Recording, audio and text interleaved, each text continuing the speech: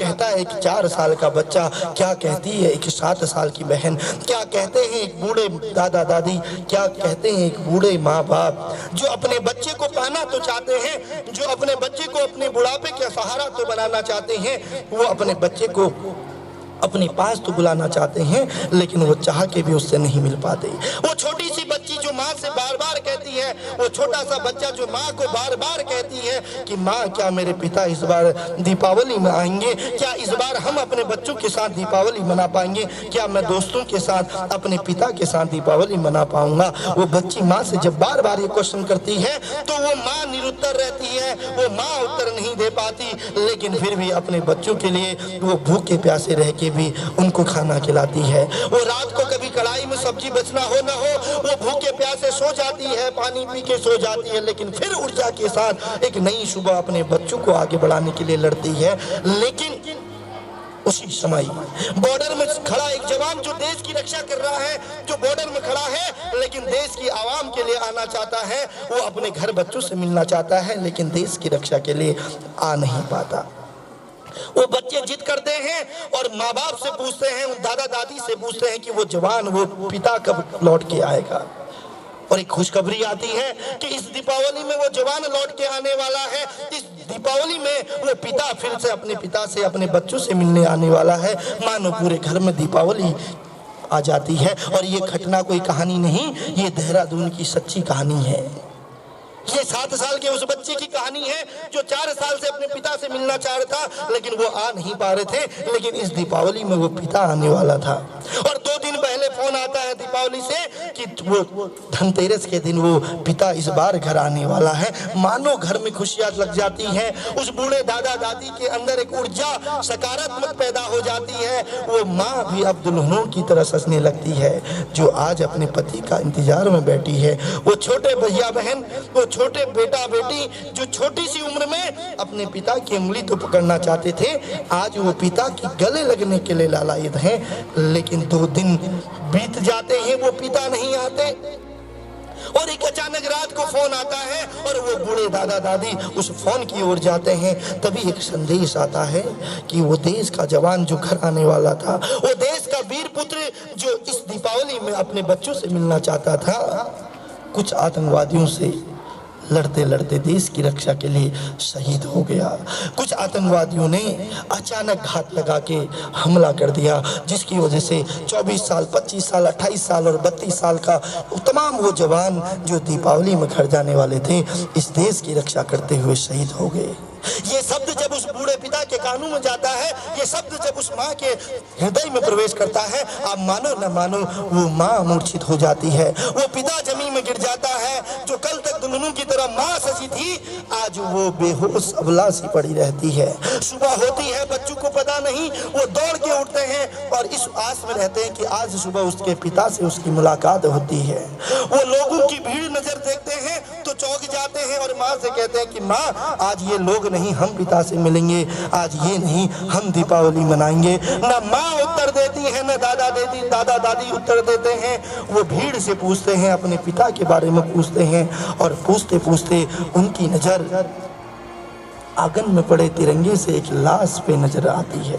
वो बच्चे कुछ बोले उससे पहले तिरंगे से लिपटी एक लाश नजर आती है। वो बच्चे दौड़ के उस लाश के पास जाते हैं और समझ जाते हैं कि वो उनके पिता हैं और वो उस तिरंगे से लिपट जाते हैं। कल तक जो माँ दुल्हनों की तरह सजी थी, जिसके हाथों में चूड़ियाँ थी, जिसके मांग में सिंदूर था, न आज वो हाथों की लाली रही, न वो मांग का सिंदूर रहा। आज वो माँ जो अपने पति से मिलना चाहती थी, आज वो बेहोश सी पड़ी है।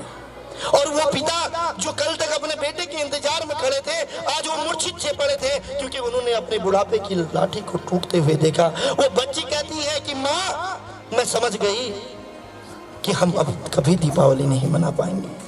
मैं समझ गई माँ कि अब तो पहले से दुल्हनों की तरह नहीं समझ पाएगी। मैं समझ गई माँ कि हम और बच्चों की तरह अपने पिता के गले नहीं लग पाएंगे, हम अपने पिता को नहीं बुला पाएंगे। वो बच्चा कहता है कि माँ, मैं समझ गया, मैं अपने दोस्तों की तरह अपने पापा को पापा नहीं बोल पाऊंगा। मैं समझ गया माँ, मैं अपने दादा दादी के बुढ़ापे की लाठी को अब नहीं देख पाऊंगा। और कसम खाते हैं दोनों भैया बहन, वो कसम खाते हैं दोनों भैया बहन, और उस तिरंगे की कसम खाते हैं कि सौगंध है इस तिरंगे की, सौगंध है इस तिरंगे की, इस आतंकवाद को नष्ट करने के लिए हम भाई बहन जो काम हमारे पिता ने नहीं किया हम करेंगे। सौगंध है माँ मुझे इस लाश की, जो काम हमारे पिता ने नहीं किया उस काम को हम करेंगे। सौगंध है दादा दादी की, इनके बुढ़ापे की लाठी हम बनेंगे। सौगंध है माँ तेरे आंखों के आंसू की, फिर जीवन में कभी ऐसा काम नहीं करेंगे जिसकी वजह से तेरे आंखों में आंसू आए। आपके आंसू क्यों आ रहे हैं? सर ऐसे आ रहे हैं। आपको प्रोग्राम अच्छा लगा? Yes sir. आपको कोई बात याद आई? सर चाचा थे हमारे, क्या करते? रिलेटिव्स में सर आईटीबीपी में थे, तो सर वही हुआ, आईटीबीपी में थे तो सर शहीद हो गया वो। तो इसकी रक्षा करते हैं। Yes sir. कितने बच्चे हैं बेटा उनके? सर अभी शादी नहीं हुई थी। शादी भी नहीं हुई थी, मतलब 25-26 साल के थे। Yes sir. घर में कौन कौन है उनके? सर घर में तो सर अभी सर बहनें हैं, 2 बहनें और सर एक भाई है, और सर वो मतलब मेरे मौसी के ही वो देवर है ना अभी, तो सर वो तो शहीद हो गए। तो फिर सर मैं सर काफ़ी अजीब सा ही लगा सर जब आपका प्रोग्राम देखा तो अंदर से।